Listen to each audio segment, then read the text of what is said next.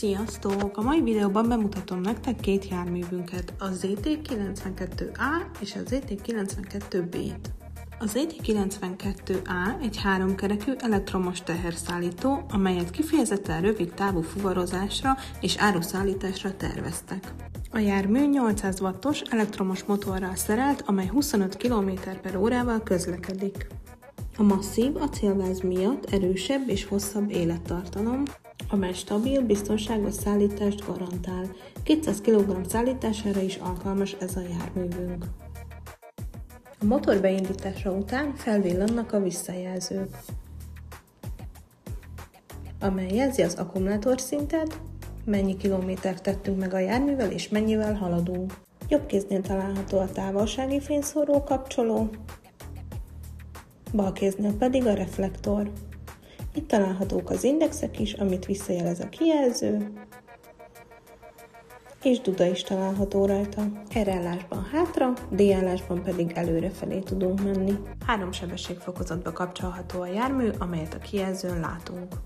Lábfékkel és kézifékkel fékezhető. Az első ülés alatt találjuk az akkumulátorokat,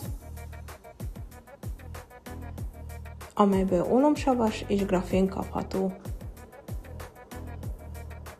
És a kis megszakító is itt található.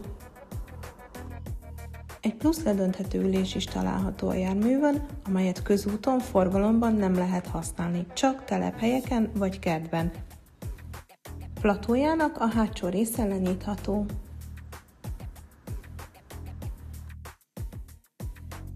Oldalain nyitófül található, amelyet így tudtok kinyitni.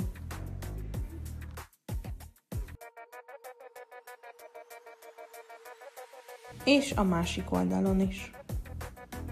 Hátsó platója egyszerűen dönthető, és visszacsukható,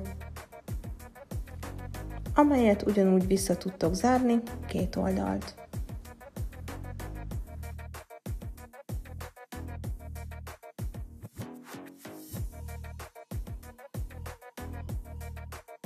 A rakodó felület méretei 107 cm hosszú, 60 cm széles és 25 cm mély. A jármű a Zetec termékei közül kerül ki, ami önmagába garantálja a minőséget és a műszaki hátteret.